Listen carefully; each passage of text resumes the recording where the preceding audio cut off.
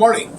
We're here today to talk to you about an exciting new release that arrived in the shop yesterday. It is the HobbyBoss 1/48 scale B-24J Liberator, a very famous U.S. bomber from World War II, which was also seen in a lot of other countries. I think it was used primarily in a patrol capacity by the Commonwealth forces, but a very infamous airplane which has only been done in this scale by Monogram, and that tooling dates back, according to ScaleMates.com, back to 1976, so it's quite a venerable old kit.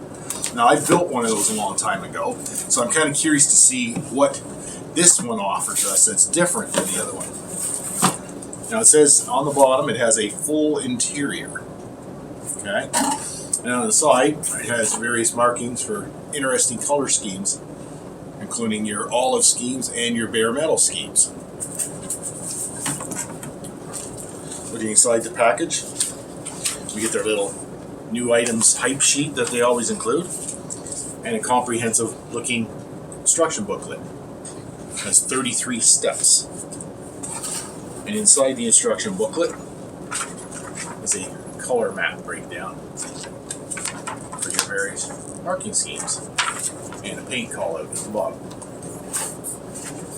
One thing I always like about a good set of instructions is a parts layout diagram.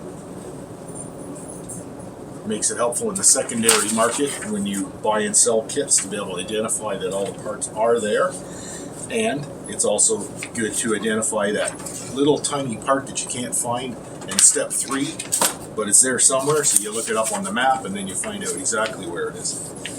So, well laid out instruction booklet. Sprues are all individually bagged. Bring it up a little closer. Have some really nice looking internal ribbing detail all the way through the fuselage.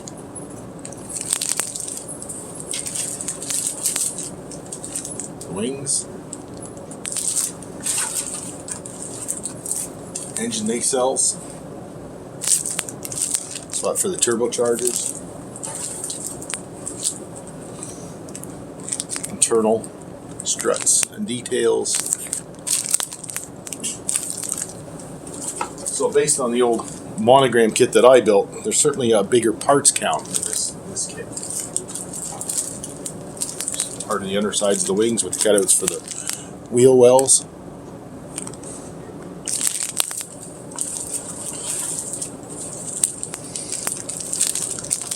Now, some people are probably not going to be happy, just as in their 32nd scale one.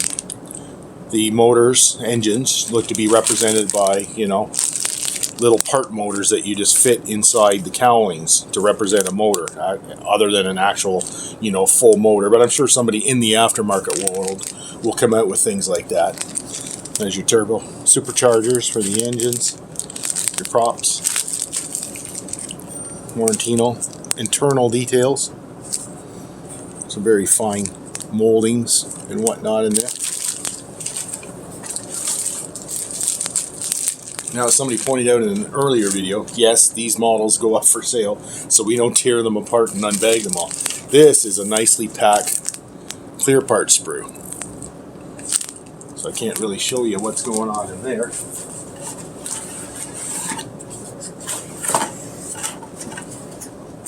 Some of the finer parts came in their own box within a box. Level of packing to protect the fine details on the small parts is pretty impressive.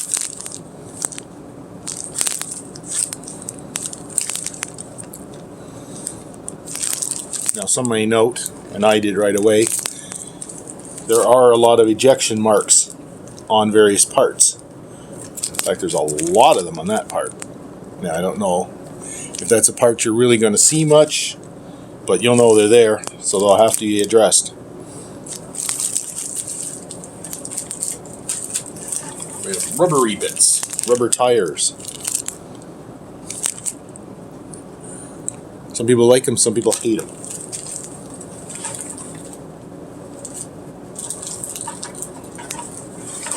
There's your decal sheet, nicely packaged, and a little bonus. all the masks. And there's a lot of glass on the B-24J.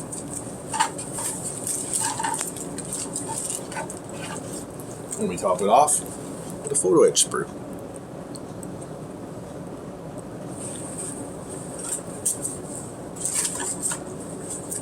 Oh, I digress. That other really packaged, nicely packaged foam piece was small bits. This is your canopies.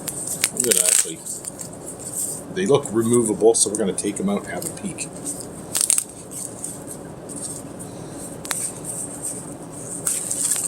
Oh yeah, those are nice looking. See if I can catch them for you here.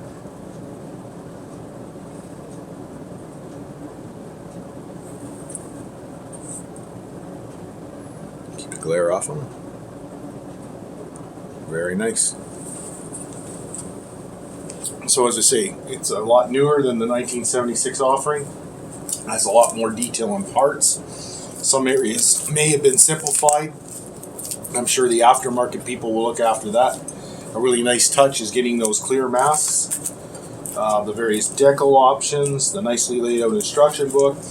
As you know, with all these things, I'm just talking about what we see in the box. I have no idea as to the accuracy. I have no idea to the fit, how the fit is going to work. You have to build one of these to know all about that, or read a build review when somebody gets it out.